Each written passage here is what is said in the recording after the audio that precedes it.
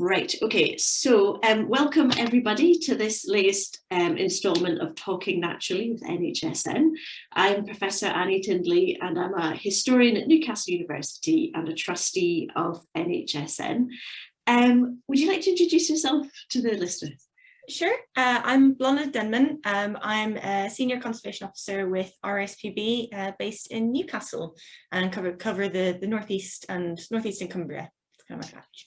Wonderful. So is that where your backdrop is taken from, somewhere in the northeast or Cumbria? Or? Yeah, so this is actually our Geltsdale Reserve near Brampton. So just on kind of the border of Cumbria and Northumberland. Wonderful. And so a nice area of wood pasture we've sort of regenerated. Wonderful, wonderful. And so how did you first sort of get into natural history? I mean, obviously you work for the RSPB now, but where did your interests first kind of come from? Probably from early childhood. So I've kind of lived all over the place. I was born in the States, lived there till I was 7. My parents are Irish, were working over there at the time, and then we moved back to Dublin and I kind of grew up there and then came over to the UK for university and met my husband, never went home. But when we were living in the States, I mean, my dad is really into natural history. I mean, he's a doctor. I think he would have been a vet quite happily, but my grandparents decided animals were a waste of time. So he was pushed into medicine, and as it was, he ended up very happy, so that's fine. But he has always been passionate about the outdoors. And as kids, we were always, like it or not, dragged out every kind of weekend for walks in country parks or up hills or whatever. But the memory that stands out the most is when I must have only been about 5 or 6 at most.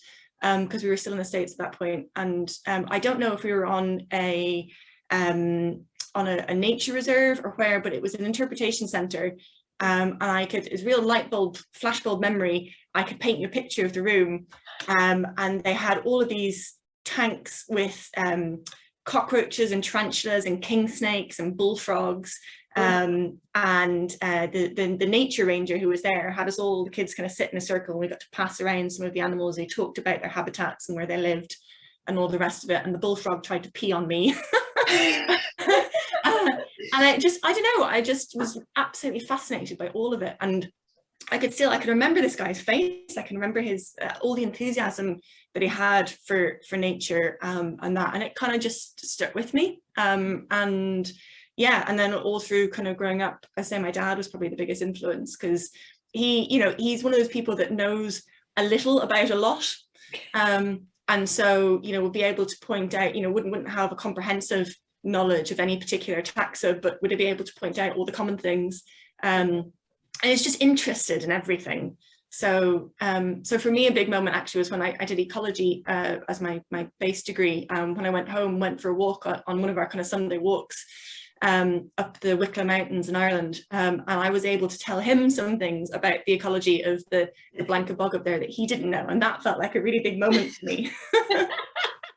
That's wonderful. So it's amazing the power of those moments, isn't it? Just being shown those tanks and talking through the sort of creatures and the habitats that they're in, and that kind of sticking in the mind as kind of very much so.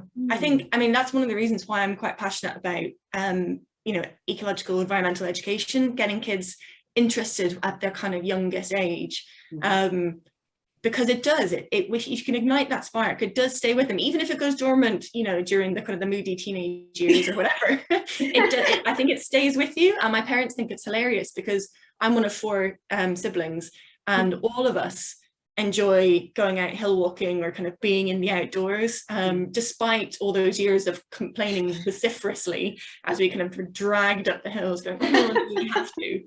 So it is worth it, and the importance of passion amongst parents as well, and getting parents involved to nurture that, I think, is really important. Yeah. So just going back a bit to your experience in the States, obviously that was a kind of seminal moment, but was there any other kind of, I suppose, kind of key differences or inspirations you took from that time that has kind of come through to your experience in Ireland and the UK at all? I suppose it's probably, I don't know how much of it is a difference of place, so much as a difference of time. And I'm not old, but I'm gonna make myself feel very old saying but like I was talking with my husband about, because I've got 3 young kids, and you know what my childhood was like in terms of the freedom of just going out. My best friend, the neighborhood that we lived in the States in the latter years, there were no kind of fences around the yards or whatever. My best friend had a creek running along the back of her house, and we would just go. I mean, it's your kind of comic book American childhood sort of thing of kind of going, and at least in my memory, it might not have always been that way, but going and playing and looking for bugs and things, and you know, just having a lot of freedom and wandering off, and parents not being bothered about where we were. And it was the same even when we went to Ireland. The first place that we lived, it was like in Dublin, it was a cul-de-sac, and the back wall of it backed onto the university, University College Dublin, UCD. And we used to, myself and my friends when I was 7 or 8, would just go off, we'd hop over the back wall and we'd just go exploring the campus. Like, parents didn't know where we were. But we would nick goldfish from the pond there in discarded coffee cups, go and steal the goldfish, shouldn't be admitting this, and bring them back to my friend's pond, and then watch, you know, kind of what happened. The same with kind of frog spawn and that sort of thing. So I think having that freedom around, and I don't know, it's very different now. You'd be worried about cars because there's so many more cars on the road, all those sorts of things. I feel sad for my kids that they don't have the same level of freedom that we did, but as a parent I find it difficult to let go at the same time. It's a different way of being, but yeah, I think having that unconstructed play, and we try and do that in different ways, you know, get out to places, and the Northeast is wonderful for that. Actually, it's one of the reasons that we kind of ended up settling here, or decided to settle here, was because there are so many wonderful kind of country parks, and just wild spaces that you can access really easily. I mean, for Newcastle, for all that it's a big city, it's a small city, and you can get out of it very easily. And there's so many wild places that you can just kind of let them have that freedom in a kind of a safe environment as well. So one of the gems of the Northeast, I think. Yeah. So do you have like a favorite place in the Northeast, or one of the sort of RSPB kind of centres, for example, or just some place you like to go with the family to kind of connect in with that wildness again? Or is it just like the whole region is fantastic for you?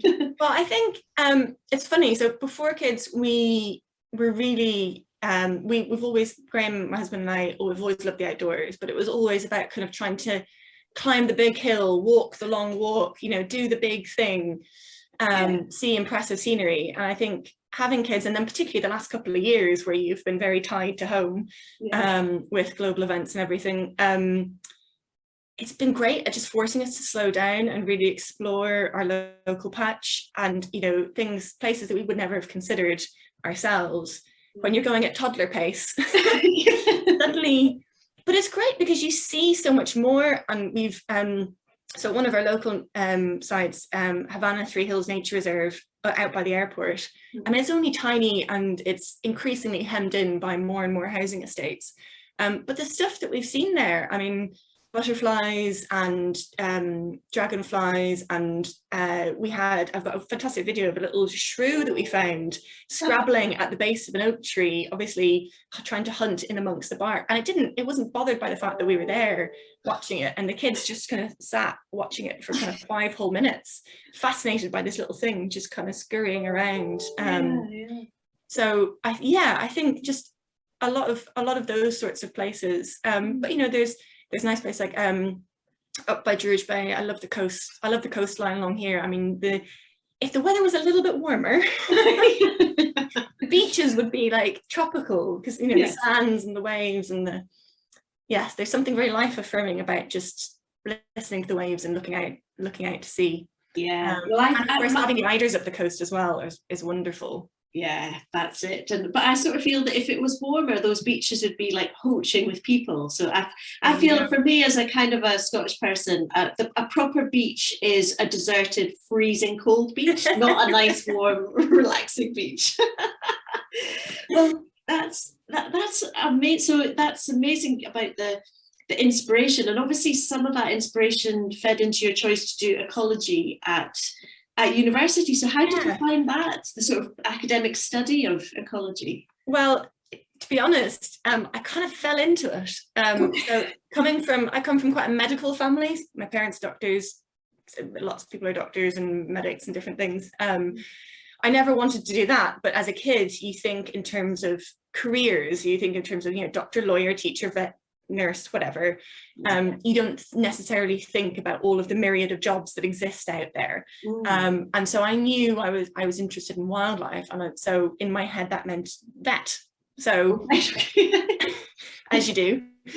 So I applied. I only applied through the UCAS because, again, I was in Ireland at the time. I only applied through the UCAS because there's only one veterinary college in Ireland that has 62, at the time had 62 places, and that was it. So just to kind of broaden my chances. And I'll be perfectly honest, I wasn't paying attention when I was filling out the form. And because you can only do, out of the 6, only 4 can be veterinary or can be medicine. The other 2 have to be something else. Right. And I remember being conscious of writing down the wrong course code at the time, and then thinking, oh, it doesn't really matter because all I want to do is veterinary anyway. So I just kind of I was close to the deadline, so I just sent it off. And then when it came back around Christmas time, I got an acceptance letter, a conditional acceptance letter from Aberdeen. By that point, I decided I didn't want to be a vet anymore, and that's all I had ever wanted to be. So I suddenly had no idea, was in denial about my exams and everything. And then I got this acceptance letter saying, congratulations, you have conditional acceptance to ecology. And I remember looking at it going, ecology, what the is that? I didn't recognize the word. Despite being interested in all these things, it wasn't a word that I'd ever heard before. Yeah. But I read through the course, I was like, it was like a light bulb. That is what I have always wanted to do, and just didn't know what it was. Yeah.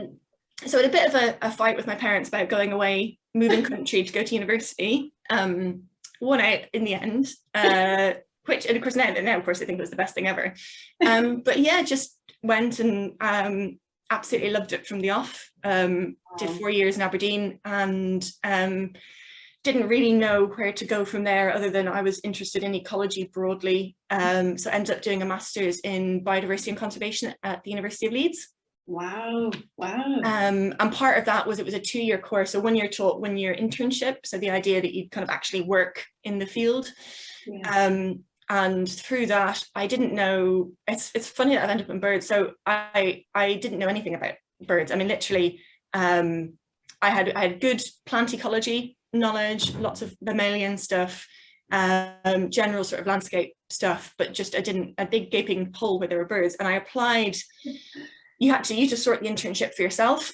Mm-hmm. There wasn't like a list you could choose from. So I sent off letters to left, right, and centre. And the only ones who got back to me with the potential that they might be willing to pay me, because again, I was like, well, I can't just volunteer for a whole year, I need to live, was Birdwatch Ireland, which is the Irish BirdLife partner, so equivalent of RSPB over there. So that's how I got my first job in conservation. Was I was a little turn warden there. In fact, I wasn't going to be. I interviewed for it and didn't get it, and then the person who got it ended up breaking their leg. Yes! I couldn't do the job.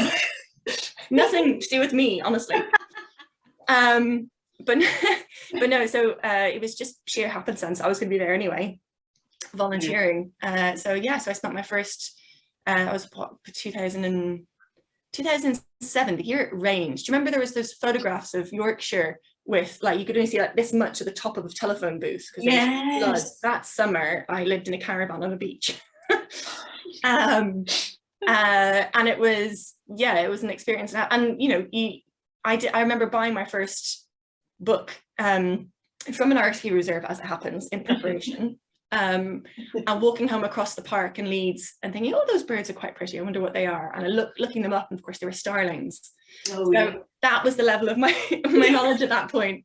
But it's amazing what sitting on a beach for 4 months doing nothing but watching birds will do for your education. And it kind of just one thing went for another from there. So and now birds all around. Yeah, well, it's, again, I would say my interest still lies in ecology, in that kind of how everything works together, because you can't look at birds in isolation. Yeah. It's about how they fit in the landscape. They're great indicators of the health of the landscape, what's happening to sort of the trophic chain generally.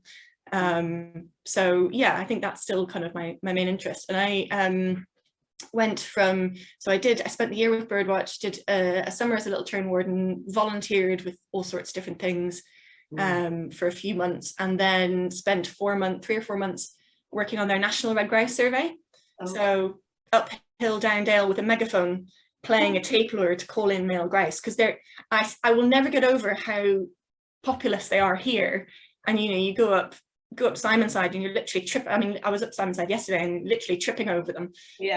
Whereas in Ireland you get maybe a pair per kilometre square. Wow. Completely different, mostly on blanket bogs, so it's a lot wetter. They've never been managed for shooting over there, so the habitat is completely different.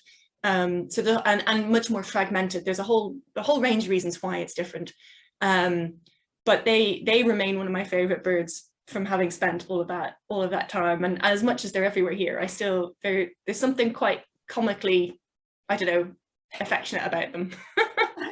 I know what you mean. They've got a sort of a kind of a look, haven't they? That kind of a very appealing kind of a look to them. Yes, there's just something comical. Red grouse and oyster catchers, the pair of them, completely different habitats, completely different birds, but equally, I don't know, cute. Something. Well, personality.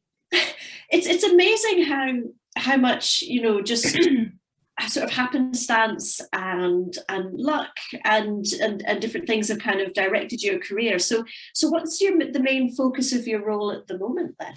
So now I'm kind of I would say jack of all trades, master of none. Okay. So my role with RSPB currently is around basically conservation in the wider landscape. So everything off reserve. So I think we recognise that while nature reserves are really important, particularly as exemplars of the way that things can be managed, and also for engaging people, that education aspect of things as well, and for testing and trialing different landscape management methods and things. They are only ever going to be little pinpricks in the landscape, and we need to be looking at how nature fits in that wider landscapes and fits with people. You can't just build walls and keep the people out and the nature in. That doesn't work. So much of my job is about partnership working. Working with the various statutory agencies, national parks, AMBs, but basically landowners, anyone who's willing to work with us, basically to try and find spaces for nature in that wider landscape. So so it's everything. anything that comes along, lots of project work. My main focus is a lot on the Lake District, but also around kind of Teesside.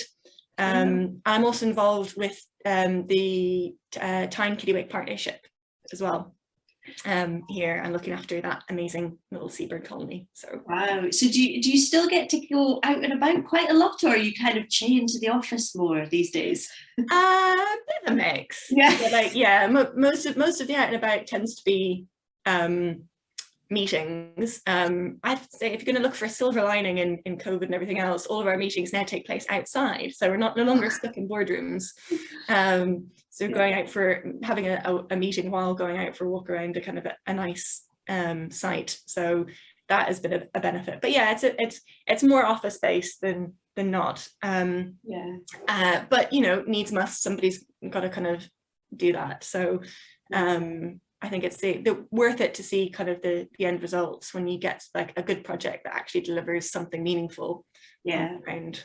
Yeah, I mean, thinking back from when you were a child, kind of scampering around to now, and I mean, what would you say have been the big changes in terms of like biodiversity or the sort of general health of the ecology between that so many years ago and now, would you say? I think the scariest thing is the loss of invertebrates. I mean, even just driving along country roads as kids, you would have had the car absolutely covered, and that was one thing my parents used to try and get us to wash the car down afterwards for a bit of pocket money. But yeah, that just doesn't, you don't get that anymore, and it's scary. Where you drive in these country lanes in the height of summer, and where are these clouds of insects? I mean, yes, you used to complain about them, but actually, what does that mean for kind of the wider ecosystem, food chain and everything else. So I think that's quite stark. More locally, even in the 12, 13 years that I've been working for RSPB here, in various different roles. My first role actually was as doing a project called the Volunteer and Farmer Alliance. So pairing up volunteers with farmers to do free farmland bird surveys and going out and doing those surveys myself as well. And I used to monitor corn bunting up and down Northumberland, and they're not here anymore. And I find that really sad. And greenfinches is the other one, and I know a lot of that's to do with the I can never say that word, trichomoniasis. That disease that really affects them. But yeah, we rarely see greenfinches around now, and we used to be quite a lot. So I think, yeah, those are kind of some of the main things that sort of stand out in my memory. But there have been successes as well. So you look at how well red kites have done since their release in the Northeast. I was involved, again, the first year that I started with RSPB, I was involved in the Kielder Osprey project. So what was it, 2009, when it was the first year they nested in over 200 years up at Kielder, and I was involved with partnering with the Wildlife Trust and the Kielder Forest Partnership to organize volunteers up there to kind of show people the birds. And like you couldn't, they were so far away, it was like a very blurry, hazy through a telescope. You could just make out a shape kind of bobbing up and down and kind of convince yourself that was the osprey on the nest. And it didn't matter that you couldn't have this like HD vision thing. People were so excited. And now that the ospreys are doing so well, I mean, yes, they spread very slowly, but they're starting to now spill out of the Northeast because they're almost at saturation point, which is wonderful. So you do have those, you do have some successes as well. I think you can get very dragged down in the losses, and it's really obviously really important to kind of be mindful of that. But sometimes it's nice to celebrate the wins as well. I worked in hen harrier conservation specifically for did nothing else for about 6 years. Wow. And that can get very depressing at times, but it's but again, when you see a nest succeed and the birds fledge, that's an incredible feeling. Yeah, that's amazing. And so I mean, it sounds a bit like it could, your kind of future work or career could go in any direction. But I mean, do you have any kind of, looking ahead, do you have any kind of thoughts about what you'd like to do, any new directions or things you'd really like to achieve or kind of work towards? So I'm terrible at answering this question. Okay. My various bosses over the years, my various line managers over the years will tell you I suck at answering the where do you see yourself in 5 years time question. Sorry. No, it's fine. It's just, I suppose it's because I follow my interests at the time. So I remember when I was at university in Leeds, we had a course called practical conservation. Basically once a week, someone who worked in the field of conservation would come in and talk to us students about their career, how they got to where they were and what they did. And we had someone from Natural England, we had someone from the Wildlife Trust, we had people from ecological consultants, like all sorts. Yeah. And I remember listening to them all, and they all charted such clear progressions. Go, well, I did this, and therefore I did this, and therefore I did this. And it just seems so logical.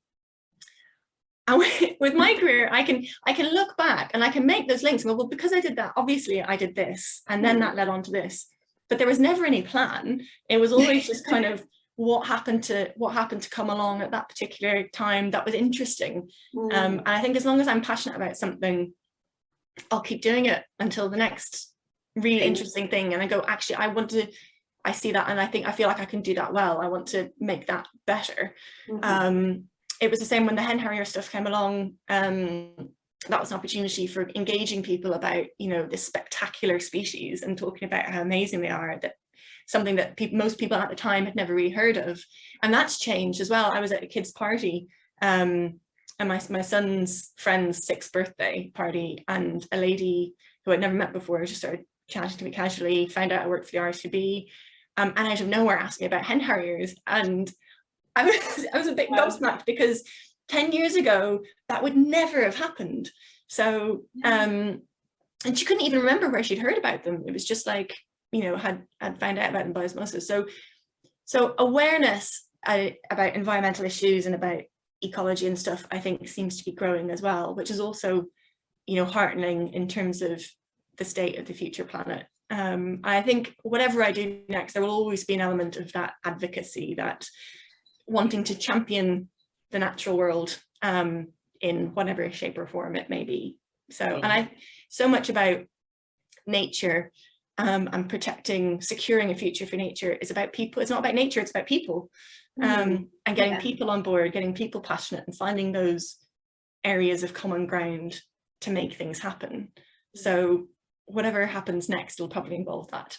I think we'll all be waiting with bated breath. It's just, it's just incredible, going, just as you say about bringing in people and inspiring people, just as you were in the States as a young girl, looking at bullfrogs and and other creepy crawlies, and I think that's kind of essential to it. And I mean, thinking about the areas that you look after, like the Lake District, for example, and balancing the sort of pressures and needs of people. I mean, it was interesting what you said about COVID there. There's some silver linings to COVID, and I wonder what your thoughts are on whether, because of what we've been through with COVID, there's a greater awareness of the importance and benefits of the natural environment for us as people and as a society. Yeah, I definitely think so. And I think people value it more. I think before it was not that people necessarily didn't value it, but that it was just sort of taken for granted as being there. And I know certainly, I don't know what the official statistics are if anyone's done that kind of study, but certainly anecdotally, talking to people and friends I have that, wouldn't be anywhere near this field of work, that how much they found nature and green spaces and that wildness a lifeline throughout the last couple of years, and continue to do so, and continue to find solace in wild swimming or hiking or exploring new places. People who've discovered nature reserves or country parks or things they didn't know were there, despite having lived in the area for decades or more. So and the number of people who are now moving house to try and access green spaces, either to move out to the country or to have a place with a bigger garden or that sort of thing. So I think it is definitely a thing that has resonated with people.